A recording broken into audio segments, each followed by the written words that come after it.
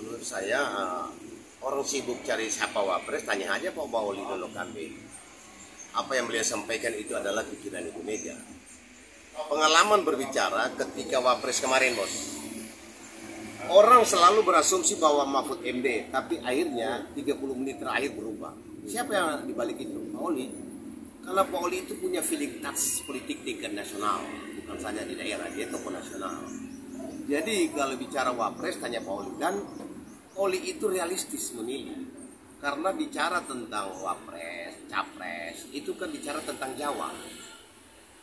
Jadi 50% lebih penduduk ada di Jawa. Dan kedua, ini pertarungan Nahdliyin. Jadi siapa wapres mewakili Nahdliyin, itu kemungkinan besar menang. Apalagi PDIP punya mesin partai hampir di seluruh Indonesia. Anda jangan lupa bahwa mendekati tahun 2024, bulan Februari, rata-rata penjabat bupati sudah baru. Yang notabene adalah disuit oleh pemerintah. Jangan lupa di samping Ibu Mega yang menentukan, tapi Jokowi itu sebagai kingmaker. Karena Jokowi memerintah sampai presiden terpilih. Jadi ketika Jokowi endorse salah satu capres dan cawapres, selesai pertandingan. Dan saya feeling cawapres yang sangat berpotensi untuk menampingi Ganjar cuma dua, yaitu Erick Thohir dan Sandiaga Uno. Tapi kalau saya sebagai orang politik, saya senang Erick Thohir, karena Erick Thohir non partai. Tapi kalau Sandiaga Uno yang konon kabarnya akan ke P3, itu akan jadi dua matahari menurut saya, tidak efektif. Presiden Ganjar, di samping dia sebagai presiden, dia petugas partai dari PDIP Perjuangan, dari PDI Perjuangan. Sandiaga Uno sebagai wapres juga kan bertarung untuk membesarkan P3. Jadi itu akan terjadi bentrokan nanti. Kalau Erick aman, itu satu. Kalau bicara kecerdasan, Mahfud MD tidak kalah cerdas dong. Orang bersih. Tapi Mahfud diciptakan bukan untuk sebagai presiden atau wapres. Tidak. Mahfud itu sebagai pemikir. Dan dia kalau jadi cawapres, itu ibarat robot kehilangan kunci. Itu sulit mau dikontrol. Sedangkan sebentar Dewi Tunggal itu akan punya chemistry yang luar biasa. Jadi menurut saya ingin membaca pikiran Pak Oli. Karena bicara Ibu Mega identik dengan bicara Pak Oli. Karena apa yang di pikiran Ibu Mega itu tentunya Oli lebih tahu.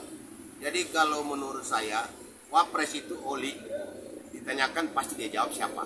Saya feeling aja wapres yang paling sangat bisa bekerja sama itu Erick Thohir. Karena begini, wapres itu juga dia harus memberikan kontribusi suara. Irisan-irisan yang selama ini Kalimantan sudah Hamzah sudah dapat, irisan Jawa sudah dapat, Jawa-Jawa, irisan Sulawesi sudah dapat. Sekarang irisan Sumatera, bos. Sumatera menuntut juga. Nah, Erick Thohir representasi Sumatera plus Nahdliyin. Apalagi dia seorang Nahdliyin yang didukung oleh PAN juga, yang notabene Muhammadiyah, organisasi terbesar di Indonesia kedua. Jadi selesailah. Nah, dan kedua jangan lupa bahwa kalau wapres itu dia duafa, kalau dalam konteks Islam duafa itu kere, itu sulit untuk mendongkrak. Karena bagaimanapun juga duit bukan segala-galanya, bos. Tapi segala-galanya butuh duit. Untuk itu Ganjar Erick itu pasangan yang paling ideal dan tidak ada beban politik sama PDIP. Tapi selain itu akan jadi beban.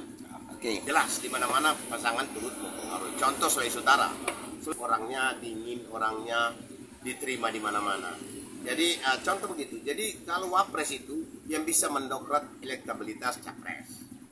Jadi menurut saya Ganjar itu ketika diumumkan banyak partai lain yang kaget karena selama ini orang berharap bukan Ganjar. Bahkan Anda harus jangan lupa bahwa KIB kemarin dibuat oleh Jokowi itu salah satu gerbong persiapan Ganjar. Seandainya terjadi turbulensi politik. Jadi menurut saya Ganjar dan Erick kurang tunggu lantik lah dengan tidak mendahului Tuhan. Tapi fenomena yang ada sekarang ini, kingmakernya adalah Jokowi yang masih aktif memerintah, bisa menggerakkan semua stakeholder. Dan ini jangan lupa, pertandingan sebelum dimulai, siapa yang memimpin dia punya 10%, itu teori politik. Jadi kemungkinan besar menang Ganjar dan Erick.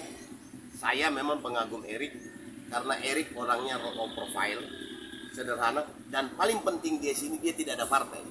Kalau Ganjar seorang petugas dari PDI Perjuangan sebagai presiden, kemudian wakilnya ada gerbong partai, ini akan terjadi dualisme di atas gerbong. Jadi Erik paling enak untuk, paling aman untuk sebagai wakil.